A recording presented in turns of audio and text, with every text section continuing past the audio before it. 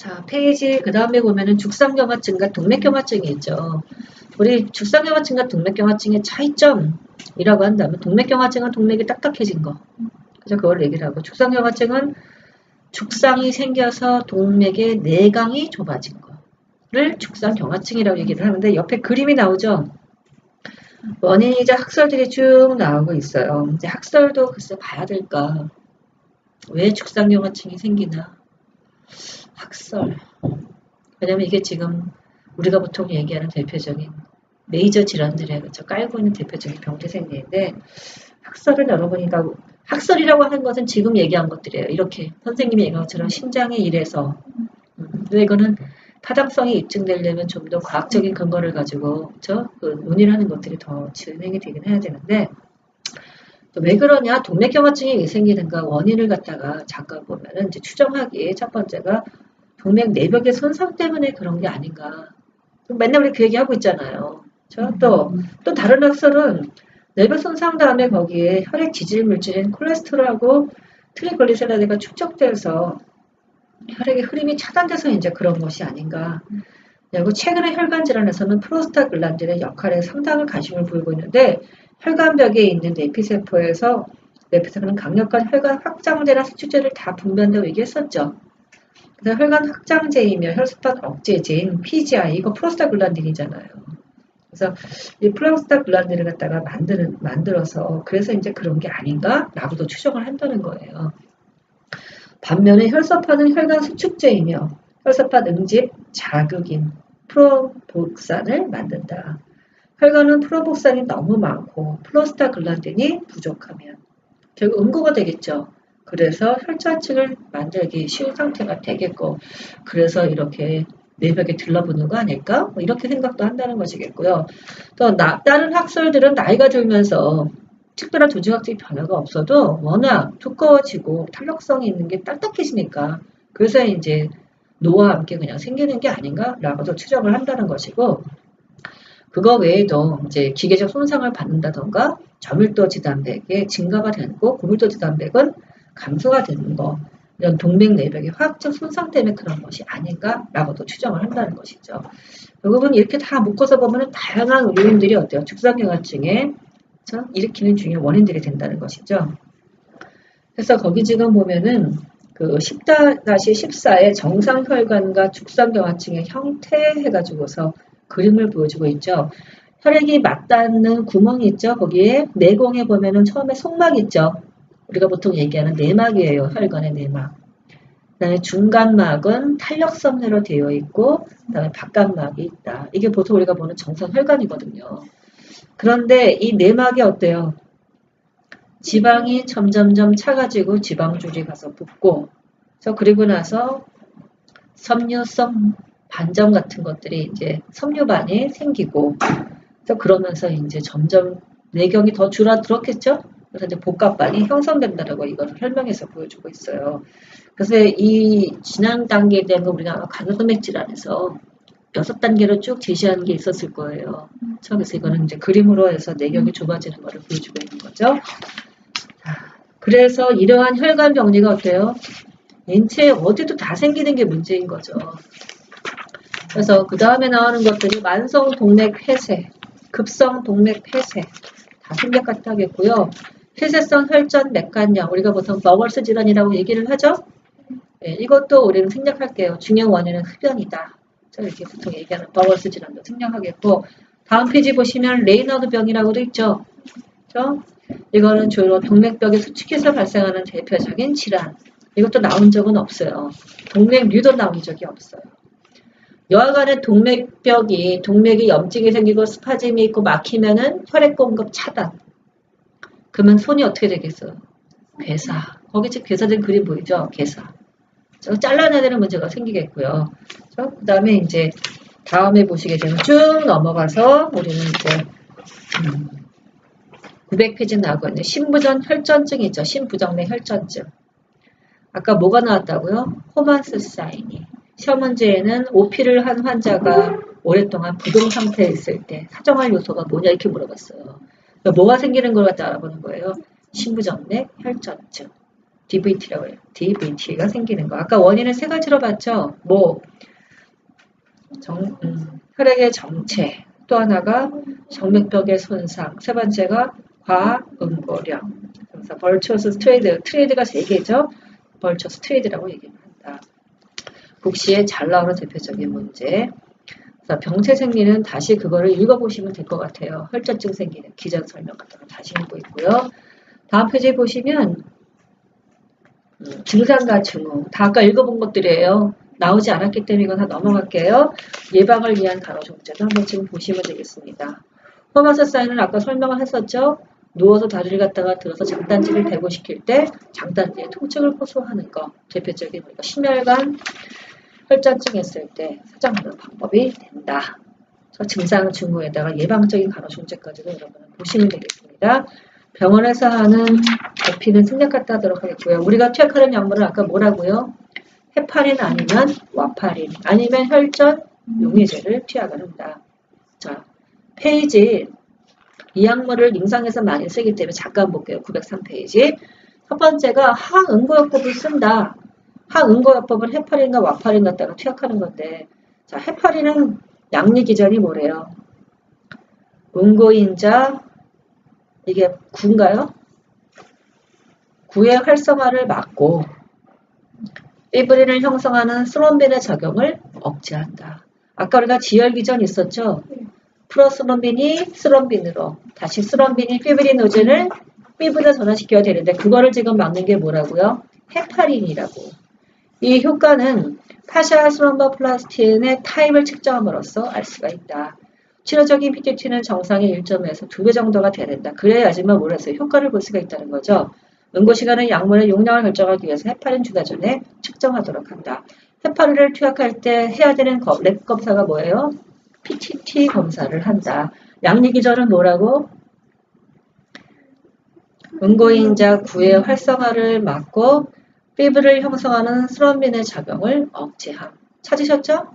예, 그래서 우리가 헤파린을 투약해서 효과를 본다는 거죠. 금기증, 기본 출혈성 질환이 있는 환자는 절대로 사용하지 말도록 할 것.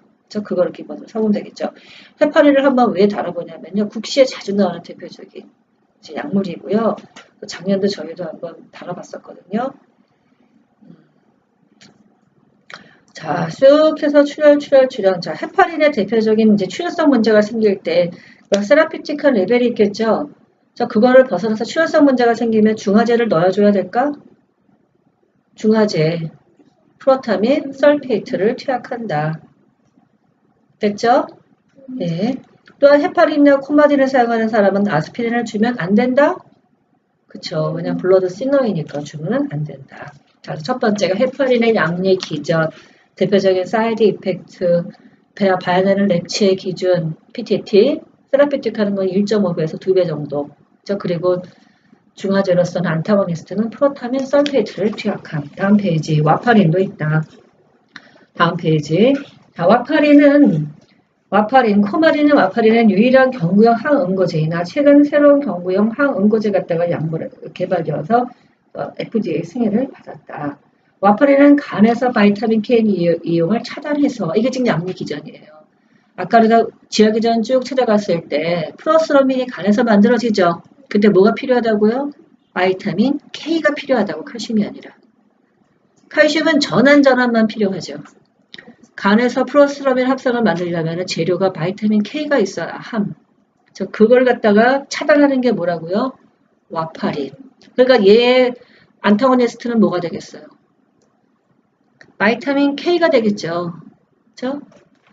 차단해서 바이타민 K 의존적인 응고인들의 생성을 억제한다. 주로 만성적으로 혈전이 발생할 수 있는 관사도면 심장 질환을 갖고 있을 때 하는데 앞에 있던 헤파린은 우리가 뭘 확인해요?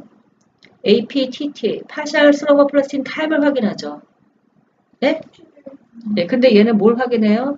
프로스럼빈 타임을 확인할 것. 뭐에 관여를 했기 때문에 아까 간에서 바이타민 K 만드는 거에 바이타민 K로 프로스럼빈 만드는 걸 차단하는 약물이니까 PT를 확인하도록 할 것이죠. 이해가 되시죠?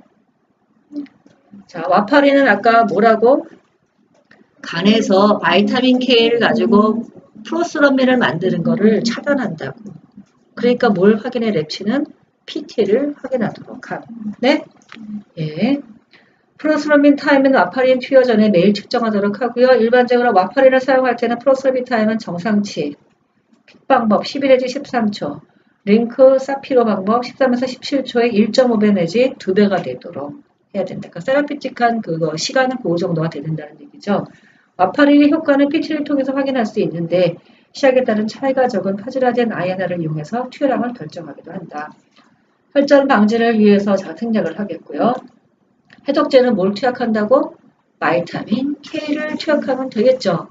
그게 차단이 양리작용이니까 반대로 바이타민 K를 투약해야지만 출혈 문제가 생겼을 때 빨리 대처를 할 수가 있겠고 이 약물 투여 중에 출혈 위험에 일정 시간 동안 약물을 끊게 할 수도 있다. 서로 반감기가 지금 다르기 때문에 헤파린하고 와파린 같은 사용할 때는 반감기 때문에 이제 그 조정 같은 것도 잘 알고 있어야 되겠죠. 임상에서 쓸 때는. 자, 그 다음에 혈전 용의제가 있다. 스트로키나제, 이로키나제 같은 약물, 그렇죠? 이런 약물을 현재 쓰고 있다. 여기까지가 흔하게는 우리가 쓰는 약물들이 되겠고요. 시험 문제에 나온 적은 없어요. 하지만 국시에 나왔기 때문에 그것도 한번 설명을 드렸어요. 외과적 치료는 다 생략을 하겠고요. 간호 페이지 905페이지에 나오죠. 자, 어떤 간호를 해주래요?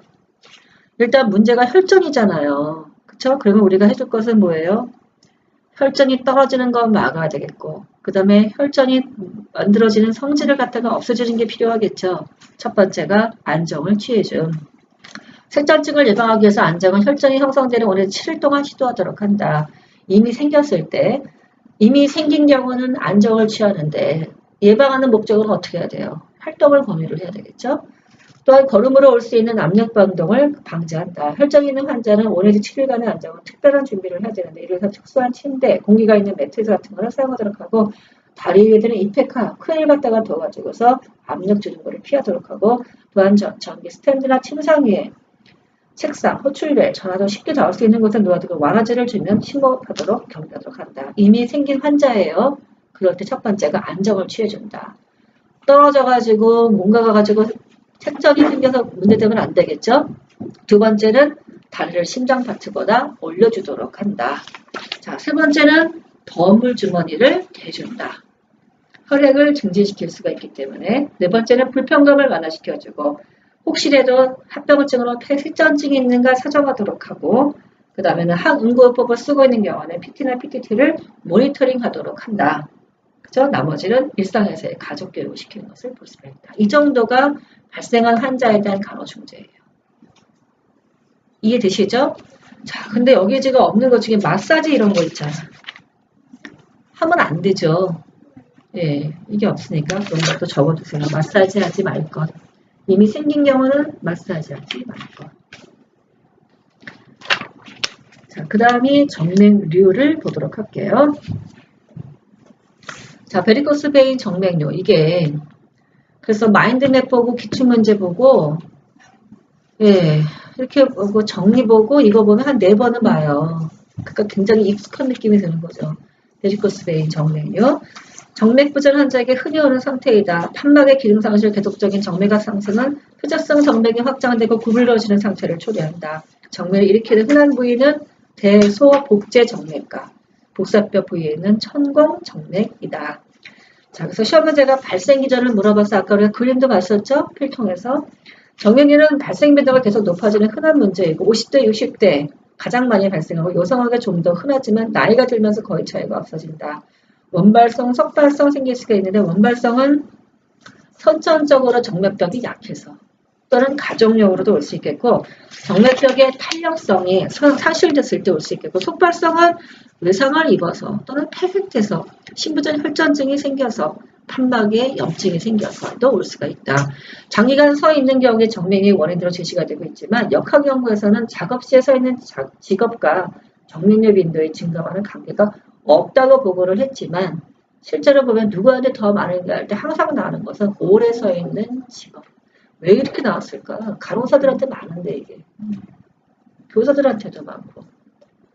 증상 가지고 정맥류 환자는 다리의 통증, 무거움, 가려움증, 증 등도의 부종 및 외관상의 문제를 호소하죠. 불편감이 있는 경우에는 표재성 염증은 정맥류의 길을 따라서 진행이 되고 열하고도 자결감도 생길 수도 있다. 가려움증, 무거움증, 통증, 부종, 그 다음에 바깥에서 봤을 때 어떻게 해요? 색깔이 구불구불하고 푸르스름하고 검게 돌출돼서 되어 있는 정맥들을 볼 수가 있겠죠. 진단검사 아까 뭐를 한다고요? 트렌델렌버그 검사를 하고 나머지는 표재성 정맥이나 심부정맥의 기능을 걷는 중에 정맥압의 변화를 확인하는 검사를 할 수도 있고 조영수를 할 수도 있고 도플러 기계를 써가지고 혈류 검사를 하기도 하죠. 또 혈량 측정 검사 같은 거를 할 수가 있다. 오피는 생략할게요. 잘라내고 쭉 짜가지고 그쵸? 잘라내가지고서 붙여주는 오피를 해주겠고요. 여기도 간호중재가 없네.